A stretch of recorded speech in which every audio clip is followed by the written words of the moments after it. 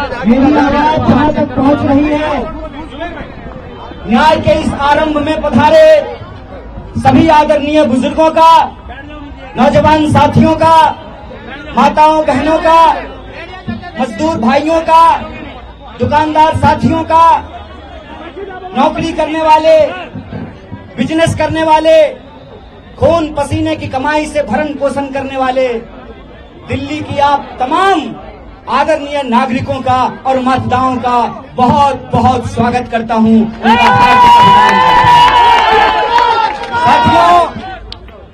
साथियों, सबसे पहले तो मैं आपको दिल की गहराइयों से आप सब जो इस न्याय के आरंभ में शामिल हुए हैं उनको धन्यवाद देते हुए एक आश्वासन देता हूं।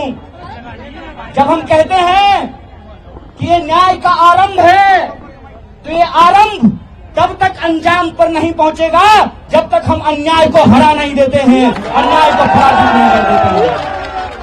इसीलिए आप सबसे मैं कहना चाहता हूं, ये तो बस शुरुआत है। एक नेता है देश में, कहते हैं कि टेलर दिखाएंगे, साहेब हम आपको असली सिनेमा दिखाएंगे, हम आपको असली सिनेमा दिखाएंगे, हम आपको असली सिनेमा दिखाएंगे, क्योंकि मेरा नाम कन्हैया है और भगवान श्री कृष्ण का जन्म जेल में हुआ था। आपने हमको जेल में डाला, आप इस देश के विपक्ष के मुंह पर ताला लगाना चाहते हैं, विपक्ष के नेताओं को जेल में डालना चाहते हैं। जब आपने हमको जेल में डाला था उसी तिहार में, तो वहां से निकल करके हमने इस देश की सत्ता को चुनौती दिया था।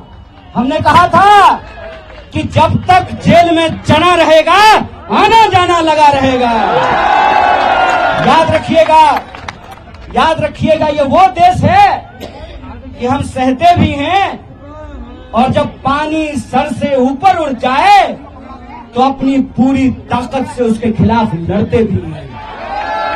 ये याद रखिएगा कि जब जब इस देश में सत्ता अहंकारी होती है, जब जब इस देश में पाप बढ़ता है, जब जब इस देश में अत्याचार बढ़ता है, तब तब उस अत्याचार के खिलाफ न्याय का एक आरंभ होता है, न्याय की एक लड़ाई की शुरुआत होती है।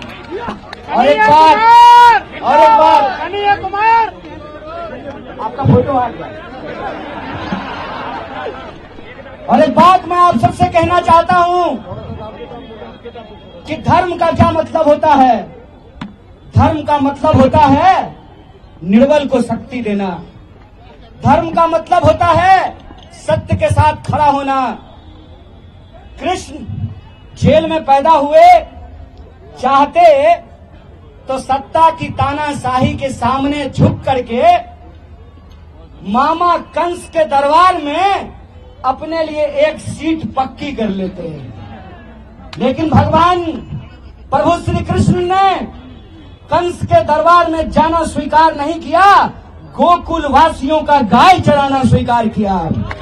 इसीलिए आज जब मैं आपके बीच खड़ा हूं, ये इतिहास का एक शानदार संयोग है। इतिहास का शानदार संयोग ये है कि इस देश के प्रधानमंत्री जी ने एक आदरणीय महिला को, मैं हर महिला का दिल से सम्मान करता हूं, देश के प्रधानमंत्री जी ने इस देश की एक आदरणीय महिला के गले में मंगलसूत्र डाला। उस महिला का नाम यशोदा है और मेरा नाम कन्हैया है। ये याद रखिएगा कि इतिहास का संयोग है कि हम गंगा किनारे पैदा हुए, हमारी जन्मभूमि गंगा के किनारे है और आज हमारी कर्मभूमि यमुना का किनारा बन रहा है। और हम किताबों में पढ़ा करते थे कि यह कदम का पेड़ अगर माँ होता यमुना तीरे, मैं भी उस पर बैठ कन्हैया बनता धीरे धीरे। आज आप तमाम लोगों के सामने किसी एक व्यक्ति को सांसद बनाने का सवाल नहीं। आज आप तमाम लोगों के सामने किसी एक व्यक्ति को प्रधानमंत्री बनाने का सवाल नहीं है। आज आप तमाम लोगों के सामने किसी एक गठबंधन का सरकार बनाने का सवाल नहीं है। सवाल ये है कि इस देश के आम नागरिकों के आत्मसम्मान के साथ खेला जा रहा है। वोट की लड़ाई में मुझे कोई दिक्कत नहीं है। वोट की लड़ाई में कोई एक बार सांसद बने, 2 बार सांसद बने कि 10 बार सांसद बने, मुझे इस बात से दिक्कत नहीं है। लेकिन मैं समझता हूं कि जो मौजूदा शाह और तानाशाह हैं, ये सिर्फ आपसे वोट नहीं चाहते हैं, ये चाहते हैं कि दोबारा आपके ऊपर अंग्रेजों की गुलामी थोप दी जाए। ये चाहते हैं कि इस देश में जो संविधान बना, बापू ने जिसके लिए खून बहाया, बापू ने अपनी जान गंवाई, शहीद बापू कहा करते थे, रघुपति राघव राजा राम, पतित पावन सीताराम, ईश्वर अल्लाह तेरो नाम, सबको सन्मति दे भगवान। बापू के उस देश में जब डॉक्टर बाबा साहब भीमराव अंबेडकर ने कहा कि संविधान की व्यवस्था में चाहे हेलीकॉप्टर पर उड़ने वाला इंसान हो या जूता सिलने वाला इंसान हो, सबका वोट बराबर होगा।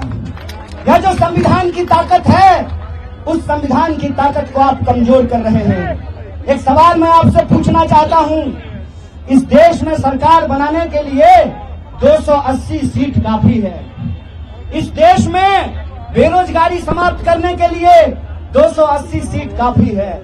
इस देश में महंगाई खत्म करने के लिए 280 सीट काफी है।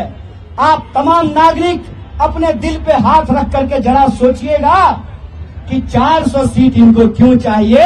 ऐसा कौन सा काम है जो ये नहीं किए हैं और करना चाहते हैं? ये कौन सा टेलर की बात कर रहे हैं और ये कौन सा फिल्म हमको दिखाना चाहते हैं? इसके बारे में आप विचार कीजिएगा। इसीलिए आज जब हम आपके बीच आए हैं तो 3 मुख्य बिंदु पे आपको ध्यान देना पड़ेगा। पहला, मैं प्रत्याशी नहीं हूं। नॉर्थ ईस्ट दिल्ली के अंदर जो 24 लाख लोग हैं वो प्रत्याशी हैं, उनको प्रत्याशी बनना पड़ेगा। ये बात मैं इसलिए कह रहा हूं कि आप सोचिए, दिल्ली में 7 सीट है, 6 सीट पे टिकट काट दिया गया। साहेब सिंह वर्मा जी का बेटा का टिकट काट दिया गया और सुषमा स्वराज जी की बेटी को टिकट दे दिया गया। हाय रे परिवारवाद। सवाल ये है कि क्या वो 6 सांसद काम नहीं करते थे? अगर काम नहीं करते थे तो उनका टिकट काटा गया, तो इस क्षेत्र के जो सांसद हैं उनको क्यों टिकट दे दिया गया है? इस पर जरा आप लोग विचार कीजिएगा। और वो विपक्ष को गाली देते हैं, प्रधानमंत्री जी के नाम से वोट मांगते हैं, लेकिन ये नहीं बता पाते हैं कि 10 साल में उन्होंने नॉर्थ ईस्ट दिल्ली की जनता के लिए क्या किया है। आजकल मीडिया वाले लोग यहाँ खड़े हैं, मीडिया वाले कहते हैं कि 14,000 करोड़ का काम किया है। मीडिया में वो बोल रहे हैं। आप लोग बता दीजिए, माननीय सांसद जी का 14,000 करोड़ का काम दिखाई देता है? इसका क्या मतलब है? इसका क्या मतलब है? या तो सरकार ने 14,000 करोड़ रुपया दिया नहीं, या 14,000 करोड़ अगर रुपया दिया तो उसका हुआ क्या? उसका हुआ क्या?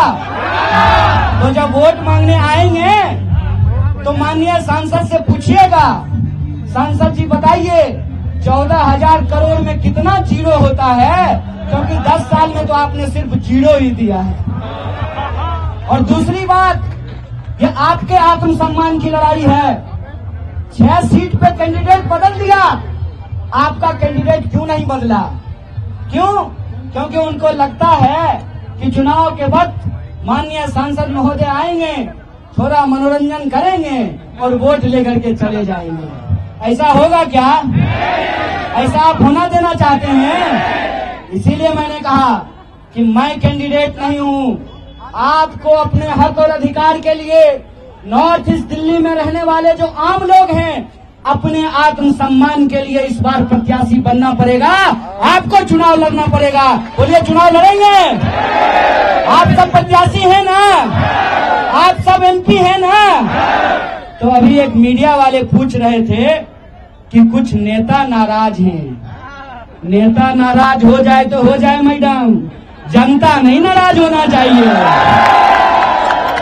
और जनता जिससे नाराज हो जाती है ना, कितना भी सेटिंग गेटिंग कर लीजिए, ऐसा परसेंटेज बढ़ाएंगे ना नॉर्थ ईस्ट दिल्ली के लोग कि सब सेटिंग घर में ही रखा रह जाएगा।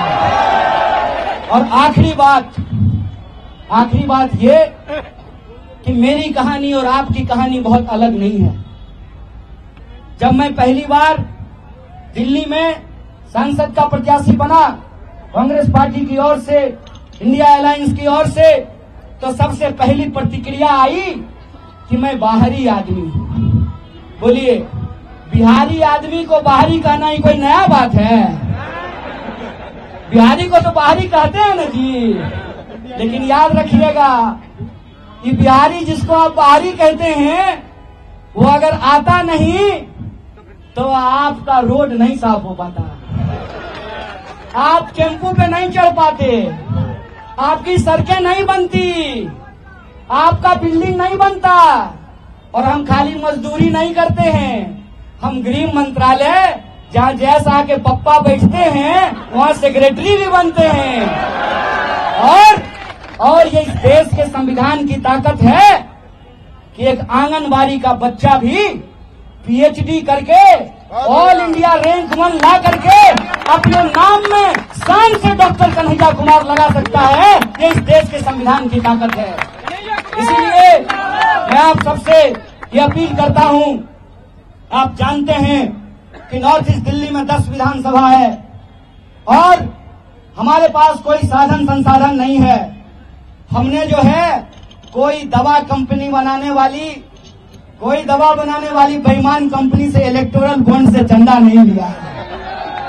हमारी तो पार्टी का खाता भी सीज कर दिया गया है और कोई विरासत तो हमारे पास है नहीं। कोई हम गृह मंत्री हैं कि हमारा बेटा बीसीसीआई का सेक्रेटरी बन जाएगा? ना हमारे बाबूजी गृह मंत्री हैं, हमारी माताजी तो आंगनबाड़ी में काम करती हैं।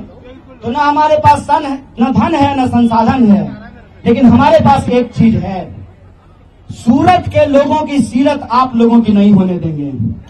सूरत का उम्मीदवार भाग गया और वहां के लाखों वोटर देखते रह गए और बिना चुने ही कोई एमपी बन गया। यहां खड़ा होकर के हम इस देश का नमक खाए हैं। आपके सामने ये शपथ लेते हैं कि हमारे शरीर में, हमारे रगों में आखिरी कतरे तक हम अन्याय के खिलाफ न्याय के लिए लड़ते रहेंगे, हम भागने वाले नहीं हैं। इसीलिए आपसे हम अपील करते हैं कि ये लड़ाई अन्याय के खिलाफ न्याय की लड़ाई है और इस न्याय की लड़ाई में बोलिए, आप न्याय योद्धा बनने के लिए तैयार हैं कि नहीं हैं? अगर आप न्याय योद्धा बनने के लिए तैयार हैं तो इस लड़ाई को हम पूरी शिद्दत से लड़ेंगे। आप अपनी आखिरी सांस तक लड़ेंगे, आपने आखिरी खून के बूंद तक लड़ेंगे, इस बात को याद रखिएगा। और सबसे आखिरी चीज, आज अगर इस मंच पे खड़ा होकर के प्रत्याशी बन करके मैं अगर भाषण दे पा रहा हूं, सरकार के आंख में आंख डाल करके अगर सवाल पूछ रहा हूं, उनकी टैंकों से नहीं घबरा रहा, उनकी ईडी से नहीं घबरा रहा, उनकी बंदूकों से नहीं घबरा रहा, उनकी जेल से हमको नहीं डर लग रहा, क्योंकि हमारे पास संविधान की ताकत है। इसीलिए आज की नामांकन रैली में हम हाथ में प्रस्ताव